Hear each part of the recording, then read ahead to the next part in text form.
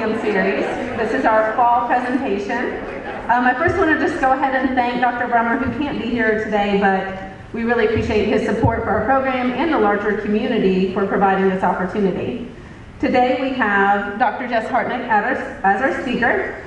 She got her doctorate in social and industrial organizational psychology at Northern Illinois University. That's in DeKalb, Illinois, and that's my alma mater as well. She was actually my teaching assistant for the stat course that I had to take in grad school, so that's how I knew her. And now she teaches 3 sections of research methods and statistics every single semester. She does that at Gannon University in Erie, Pennsylvania, where she's an associate professor. And she also conducts research on teaching, statistics, research methods, and areas in positive psychology. She's a prolific contributor to our field as well. She's written books, book chapters, and articles. She's an editor for over 10 years for a blog on the best methods for teaching statistics. It's called Not Awful and Boring Ideas, and it's really great. I've looked at it quite a bit. She was recently awarded the 2023 Society for the Teaching of Psychology Mentorship of Teachers Award, and she's publishing a psychology statistics textbook that will be released for adoption in 2025. Just some friendly reminders. Dr. Hartnett will present for approximately 45 minutes, and then we will have about 15 minutes for questions. You need to stay until the end of the question, the Q&A period, and then at that time, you can sign in with faculty or any extra credit things you need to do, which there is a table at the end of the exits with some pens and pencils. But please do not do so until the Q&A is over. So without further ado, though, I do want to go ahead and present our speaker, Dr. Hartnett, on dirty data, how not to be manipulated by questionable data techniques.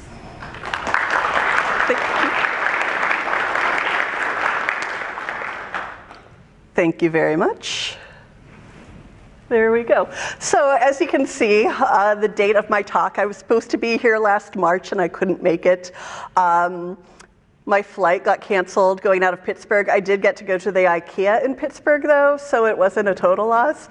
But I'm very grateful for the flexibility that your leadership and your department showed in welcoming me here a little later than we would have liked.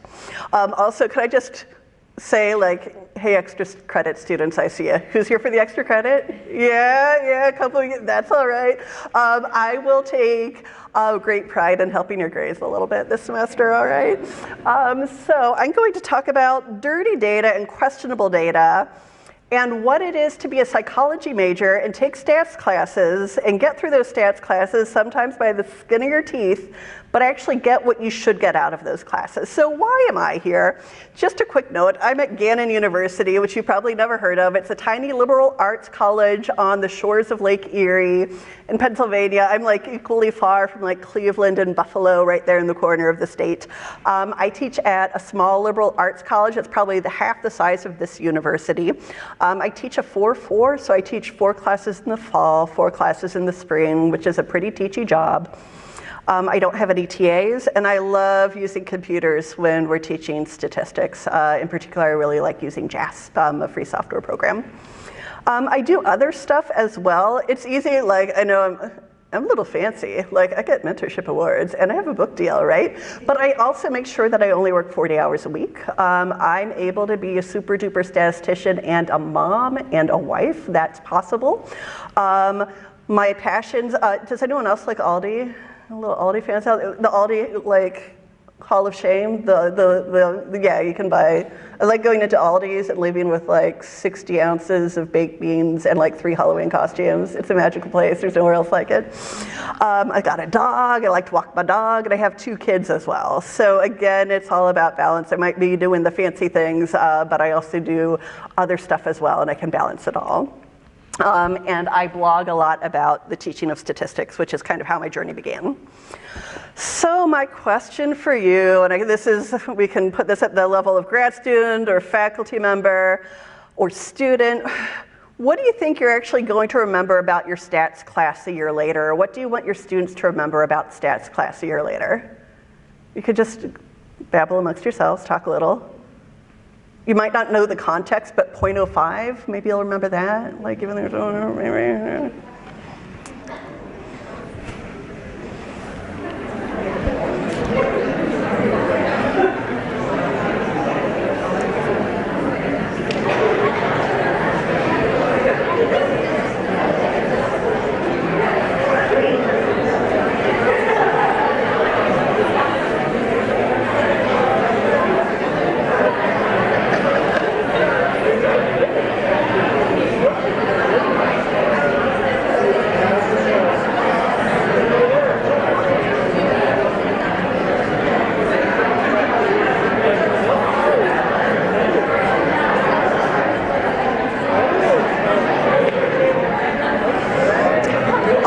right? So you had a reaction to that, or you talk about unrelated things. Maybe talked about like t-tests or like hyperventilating before exams. I don't know, it's a different journey for each of you, right? So there's all these different things to learn.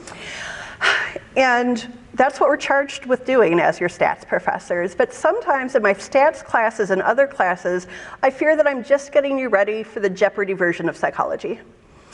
Sometimes I worry that I'm just teaching you facts and bits and bobbits of information, and I'm not getting far enough in applying it to help you adult better later on. Do you see, this was an actual Jeopardy question. I didn't make that. Read that guy. Do you guys know the answer? You can just say it.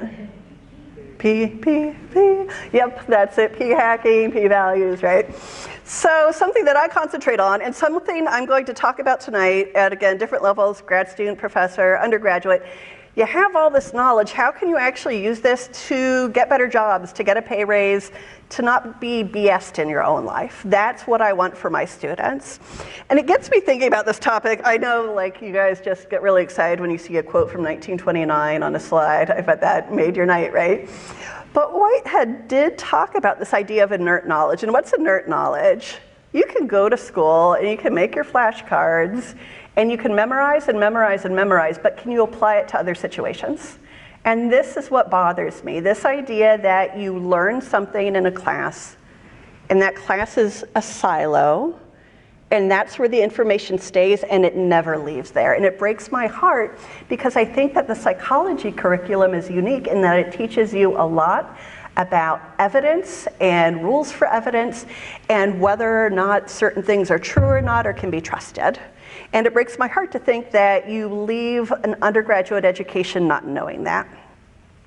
So why do I think about this inert knowledge in statistics? So here's the thing. I know that as undergraduates, like, raise your hand if you've been told to go to grad school. Anyone been told to go? Okay, that message is out there, and I don't think it's a bad message. But I think you still need to keep in mind that according to APA, 12% of students in psychology get PhDs in psychology. So that's really super duper to get your PhD, but it's not the only path for you. And there's plenty of master's degree programs, both psychological and not psychological, that have different quantitative needs. What I do know is that 100% of you are going to have to be adults.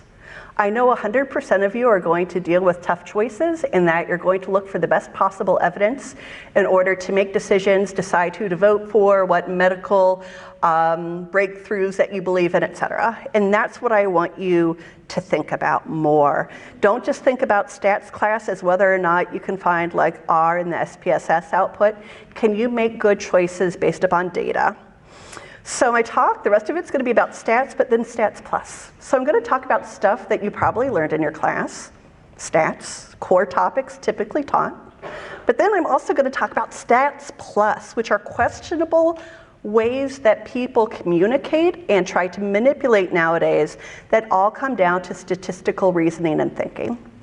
And to my graduate students and professors, never assume that these linkages are obvious. Sometimes I think it's really beneficial to spell them out the first couple times. So I don't want there to be any more inert knowledge for you guys or for my students. Adulting is hard enough. We're training you to think better about the important stuff in your life. And honestly, I believe this is the superpower of the psychology major.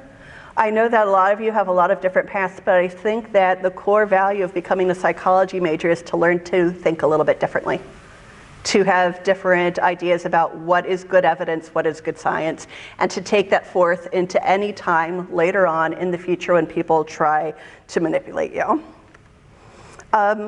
Also, more for the professors and the grad students here, I can't do pedagogy without giving you examples to use in your classes.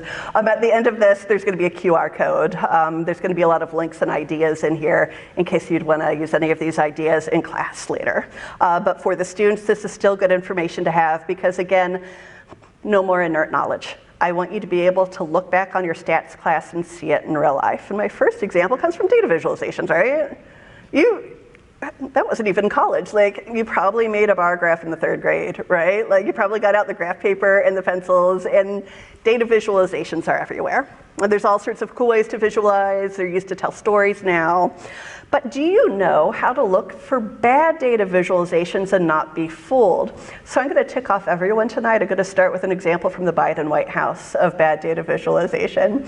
So do you know when you're being fooled by data? This was a tweet, or whatever they're calling tweets now. I'm going to stick with tweet.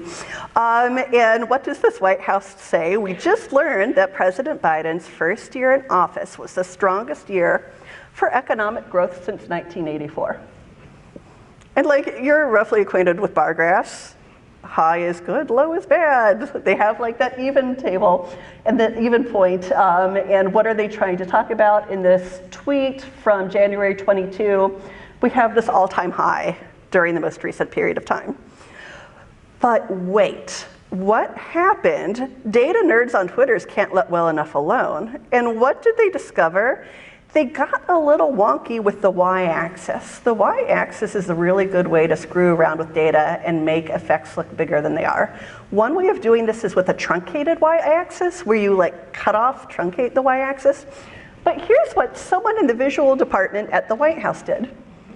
The tick marks were 3, 4, 5, 5.5, and 6. I know something of data visualization. That wouldn't happen by accident. There's just no data visualization program that would randomly give you that extra half mark, right? And it's frustrating to me because the data is impressive. The data already shows this increase in the economy, but they had to be deceitful. And the other way that they were deceitful, did they make up this data? No. Did they lie about this? No. It's real data, but it was visualized using a sly technique to make a difference look bigger than it really was. And this is also another note. When you see a bar graph, like, I think when we think, oh, it's a picture, so it's easy, right? No, you need to still scrutinize data visualizations you see. This did lead to a great stats pun, as you can imagine. I enjoy stats puns. So the White House did correct it. And what did they say? This is why you proofread, like the y-axis, why proofread axis, anyone? I think that's hilarious, but they did end up fixing it. So again, you learned about data visualization, not just to pass a test, but to not be fooled by data. Something else you learned about, correlation, right? Correlation doesn't equal causation, and everyone takes a shot of juice, right? So this is what we do. And we know this, and we can find our R's, but can you actually see it in real life? So again, in the spirit of if I tick everyone off, I don't tick anyone off, here's Fox News. So what do we have here? These are actual headlines based on a research study. Beware short people. Study, small men, women, more likely to be psychopaths. And also, short people have psychopathic traits. So this was on the news, and I'm in flats. This is my actual height, so I thought this was hilarious when this came out, right? So this was correlation not equaling causation. What's the actual study? Hey, professors, graduate students, you could use this like in a developmental class or personality class. This is the correlation, and what did they look at? They looked at something that's kind of a hot topic right now, and this is the dark triad. And what's the dark triad? It's looking at like these scary personality traits, Machiavellism, psychopathy, and narcissism, and trying to basically link them to anything they can. So you measure the dark triad, and then literally anything, and you see what hangs together. And what did they find in this? They found multicollinearity more than anything. Where are the really strong, amazing correlations? To no one's surprise, narcissism and psychopathy correlate. And both of those things correlate with Machiavellianism. And what else do we see here? What doesn't actually correlate with the big three dark traits? Your actual height. What? This goes around the world before anyone bothers to look at it, right? And to dig into the data. What did they find? There was a moderate correlation with the wish to be taller, but that's the wish to be taller. What if you're already tall and you just want to be taller? Like, you just want to play basketball, volleyball? I don't know, like you just want to be really, really tall. So again, that didn't make any sense, but this made it all over the place. This was a popular little news article that went around the world that wasn't actually supported. What else do we have? Sampling error versus sampling bias. This picture here is by a data visualizer, Mona Chalabi, who I love. And what she has created is actually a perfect sample of New York City. And it's 100 people, and she looked through the demographic data of New York City. So if you look at this data, if you look at a bigger image of this, by ability, race, ethnicity, et cetera, she actually drew out a completely representative 100 people that match the demographics of New York City. She's great. And we talk about sampling error and sampling bias. Quick review, sampling error is the inherent problem with collecting samples, and they're never exactly the same as the population, right? Bias is when you do it on purpose in order to kind of sway an audience.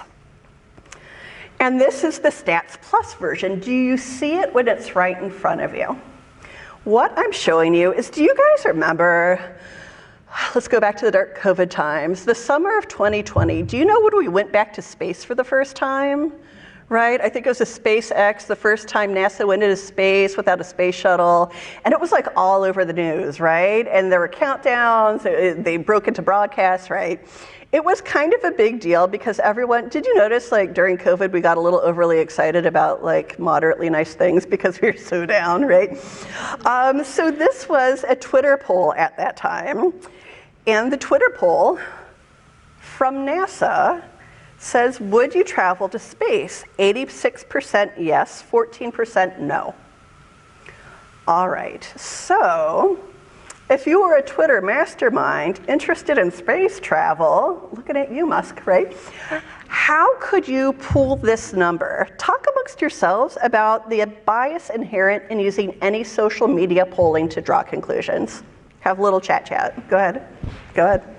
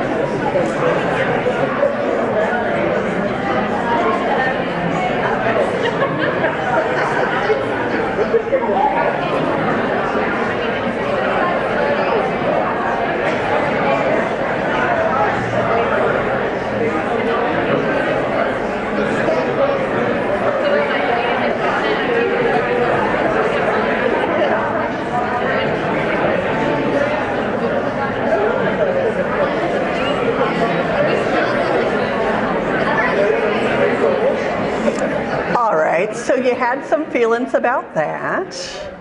You had some reactions to that, probably including, but not limited to, like social media skews young, right? Except for Twitter. I think Twitter's for old people, right? Instagram is maybe for younger people. What else do we have? In order to even see this poll, you would have to be on Twitter and like a NASA geek, right?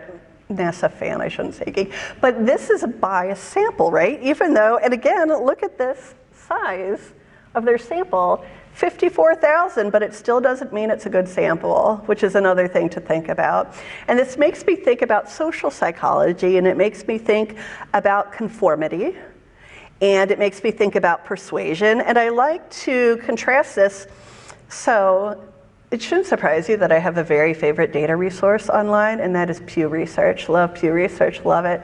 And they actually collected data from a better sample of adults, and what did they find? Oh, it's nearly possible to read, but they found that instead 42% of Americans are definitely or probably interested in space travel. That's a pretty big difference, right? And who is not interested? Those are my people. That's the 58%. And my favorite thing about this poll, they ask those who are not interested why, and 28% of Americans are just straight up like, it's too scary. No, thank you. They just were very honest with that. How else can you, instead of just doing sampling error, which is the impossible to miss bias of collecting samples, and go into sampling bias when you're trying to pull things? This is a slightly older example, but Hyundai Kia actually had the biggest ever Environmental Protection Agency fine in the history of the United States, and it was $100 million. And what did they do to get that? They committed sampling bias. In the United States, there were tax write-offs and tax benefits for car manufacturers to create cars that had really good miles per gallon. So in a move to try to use less petroleum products, let's have cars that get more miles a gallon. And they published all of this data, and they said that their cars had really, really good mileage, but no one could replicate it. How did they find out? Does anyone else have like a dad who maybe has like a little paper notebook in his pocket all the time?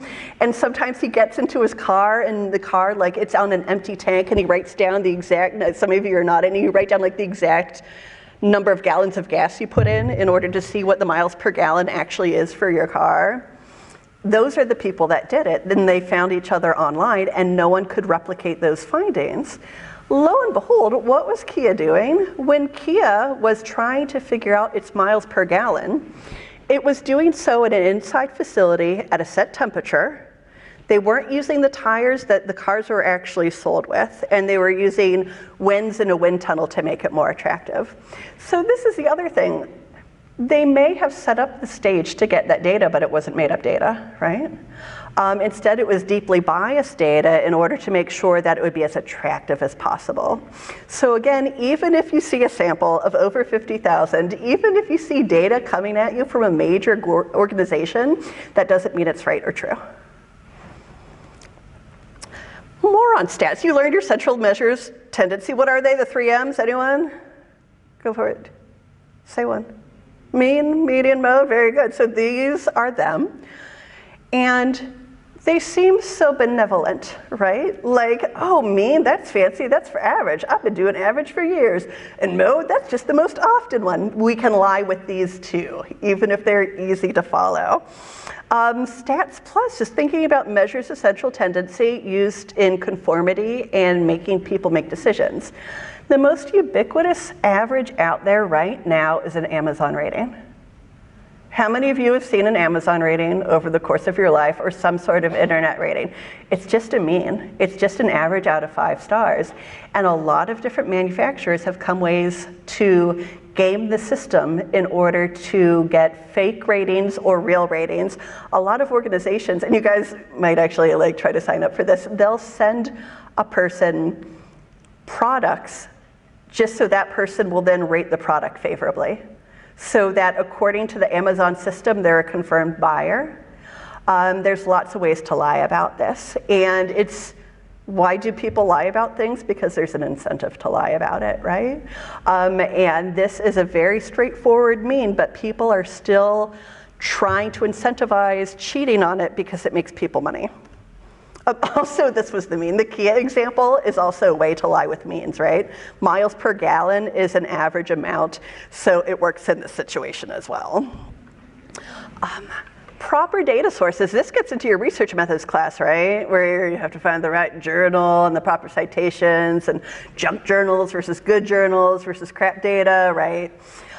This gets important too because you're going to use these little wee data points to make decisions, but even some of the most basic data points that we refer to a lot aren't necessarily replicable. So the Stats Plus version of basic looking for data is zombie data. What is zombie data? It's data that just won't die. Zombie data are data points that are typically accepted as true with no backup. Some of these that you might have heard about in the last couple of years, there's a big trend to say, if you practice something for 10,000 hours, you'll be an expert, based on junk data. You know how they say 10,000 steps a day will like make you healthy and magical? There's no backing up. Go ahead, walk. Like, walking's awesome. I'm from Pennsylvania. It's already like winter there, so it's lovely out, go walk. But it doesn't mean that 10,000 is magical. The healthy adult body temperature is at 98.6 degrees. It's actually a tiny, tiny bit lower than that. It's different for men and women, and it's different across the day, and it's different by age. We don't use only 10% of our brains. Sometimes people talk about that one won't die. Like, just think about like evolution. Like, why would have these great big brains only use 10% of it? It just doesn't pass the sniff test, I don't think. And 10% of the population is an don't want to get that wrong, LGBTQ+. That number changes generationally, and that's based on old Kinsey report data that isn't necessarily updated.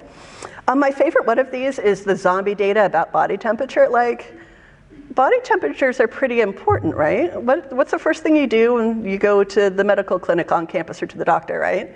What do they do to decide if you've got the flu or the cold or COVID? What do they decide when they're deciding whether or not your kid needs to be admitted to the hospital overnight, right? Do you know where body temperature 98.6 comes from? It comes from 1868 data. 1868. God bless them, they had something like a thermometer back in the day, right? It might have involved goat fur and unicorn horns. I don't know, it was old and a long time ago. But they had it and they used it, and I'm not saying that anyone was a bad scientist, but that 98.6, which we just accept as true, it dates back to then. Or the 98.6 dates back to 1868. It's a lot of the same numbers, so I might give that up. And actually, again, the blog postings down there for the instructors, what did they do in order to find out the right temperature? They actually were using now smartwatches, and they're following huge numbers of people over the course of the day, again, dividing the data by gender and age and things like this in order to get a more accurate read. And finally, confidence intervals. Yeah, 95% confident that it's a goofy term. Like, it's a goofy, weird term, right? Like, it's more like I'm pretty sure the mu's there variable. Like, that might be a better way of talking about it. But these are all over the place, and they really do inform some of the biggest debates that have come up recently. Like elections. Again, I'm here to tick off everyone. So, when elections come around, especially the first Trump-Clinton election, right, back in the day, people said the data's wrong, we can't trust the data because Trump won, right? Well, the fact is, if you looked at the confidence interval or the margin of error during that polling, there was a lot of overlap. This is from The Economist. And, oh, you can see that pretty well. So what they talk about here, oh, you can't see my cursor? Where it says Biden 34, Trump 193. This isn't the Clinton data. That's the point estimate of the vote, right? That is the vote and the best estimate that they have for the time. But no estimate's perfect, right? That's why we have confidence interval. It's kind of wiggle room around your mean. And what can you see here? The blurry bits are the overlapping confidence intervals. So don't be fooled by polling that tells you that someone's 2 points ahead or 3 points ahead. If there's enough of an overlap that the confidence intervals are causing an overlap, that means it's not really a done battle, right? And I think a lot of people got confused about that in the last election. And this is my favorite confidence interval example. Confidence intervals actually were used in a matter of life and death. Have you heard of Hall versus Florida? Just in case, okay. This was a Supreme Court, I touched my battery, sorry. That was a Supreme Court case where Hall had been found guilty of murder, rape, and kidnapping. It was him and I believe 3 other men. So that wasn't being questioned. He had been found guilty of that and could be punished. What the question was whether or not he should be subjected to the death penalty for his crime. What was going on here? Hall had severe cognitive problems. He had a lower than average IQ. And people reported this, like when they went through the fact finding with this lawsuit, like this was from the time he was a child, he was not faking this, like he had cognitive issues his entire life. So he went and was administered an IQ exam because what does America already do?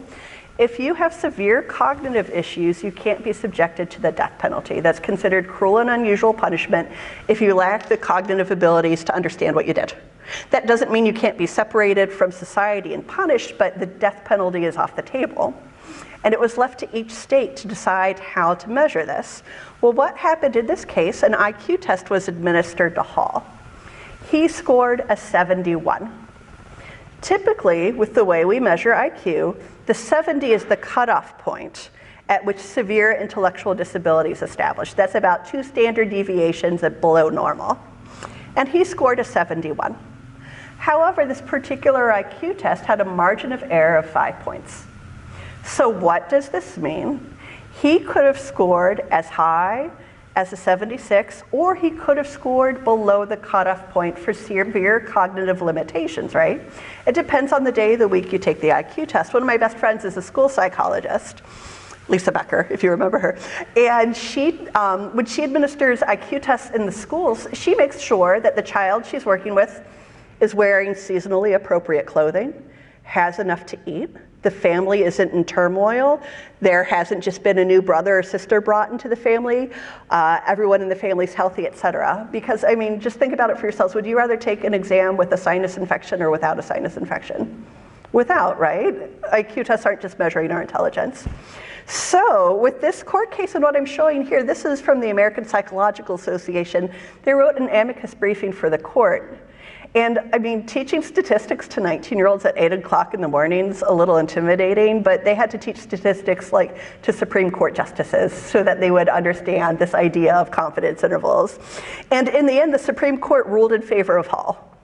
They decided that given the margin of error, they couldn't clearly state that he was above the threshold, and they actually changed the way that the states determine intelligence. It's not just left to IQ tests, it's left to like a big, I mean, if you're talking about something as serious as the death penalty, it's reasonable to go back and to go further into the data and look at that person over the lifespan when you're making such a big decision. Okay, so what do I hope I've shown you? Sometimes when I teach my stats classes, I'm a little bit worried that like my students are going to bring me a tinfoil hat, right? I showed a really healthy, abundant level of cynicism. When it comes to data I trust and data I don't trust, but that's because I take data really seriously, and it makes me very, very mad when people try to manipulate with bad arguments. I hate that. So what I'm trying to get across is that you should be critical but not cynical. You should judge everything for yourself and come to your own opinions with all of this. And being a psychology major is going to help you do this if you can get past your inert knowledge. If you can see these concepts that you learn about and apply them to other situations, you start to see these springing out at you all of the time. And I hope that you might remember a couple of these examples. Even like I'd consider it a win if you get your extra credit, frankly, but I consider it a win if you would like remember one of these instances later on in life and think of this talk. That would be amazing. And that is my talk. If you want the QR code for it, there it is. But otherwise, I'm at 31 minutes, 25 seconds. So I did pretty well there, yeah.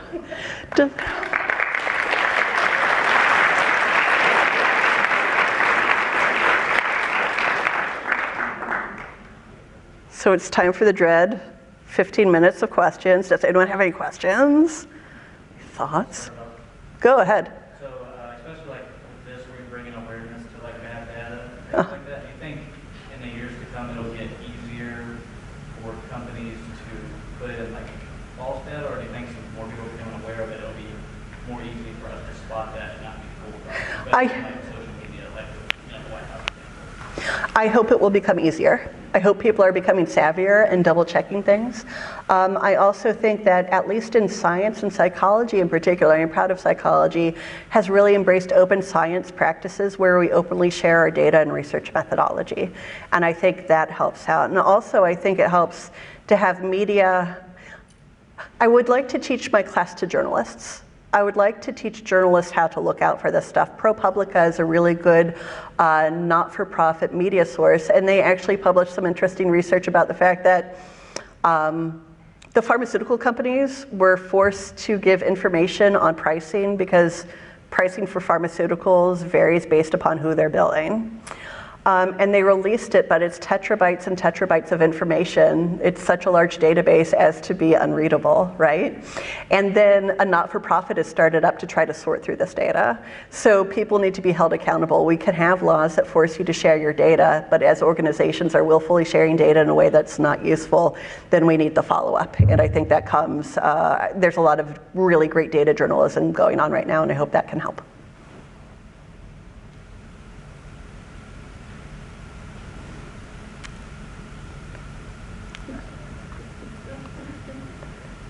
Everyone's avoiding eye contact. It's super fun, yay.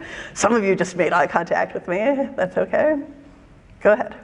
So this is from the teacher point of view, because I also teach stats. So do you think that we should just spend more time on this kind of stuff, or do you think teaching tests for hypothesis? Because when I think stats, I think what I want them to walk away with is, do you know how to test your hypothesis? Sure. Like, do you know the appropriate test in interpreting it correctly? But I never really thought about the application part in the real world. Okay, so here's what I do. I do very little by hand calculation in my classes. Correct. We use Jess, and that frees up enough time to talk about this stuff. I think if you're doing all of this by hand, like, you wouldn't have time for this. So I think it's a balance of what you want to prioritize in your class.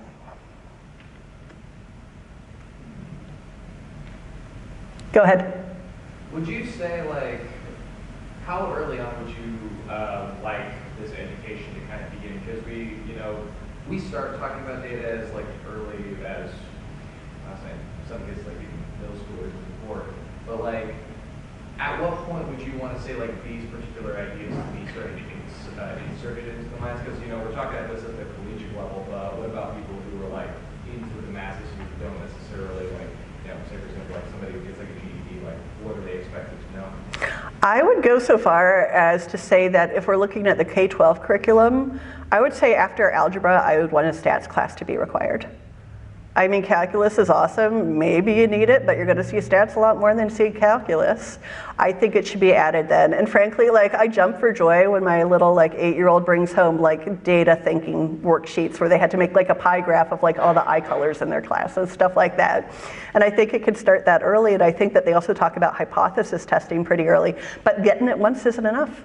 You have to get this over and over and over again. But I strongly believe that America's K-12 math curriculum could be updated.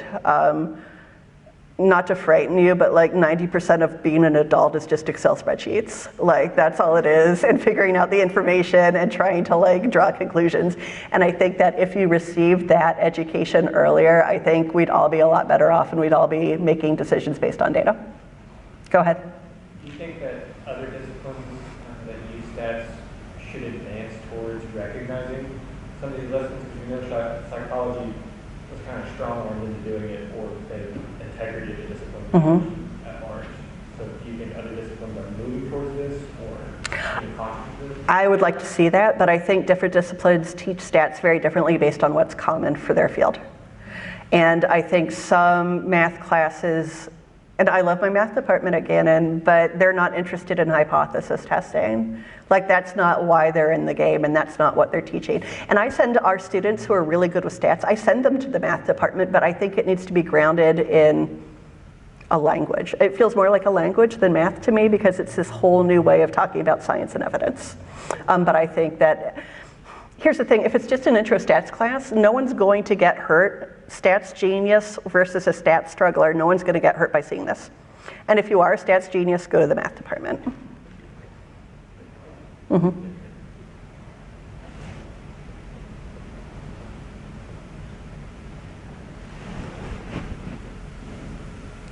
I think we're good. All right, yeah, we can.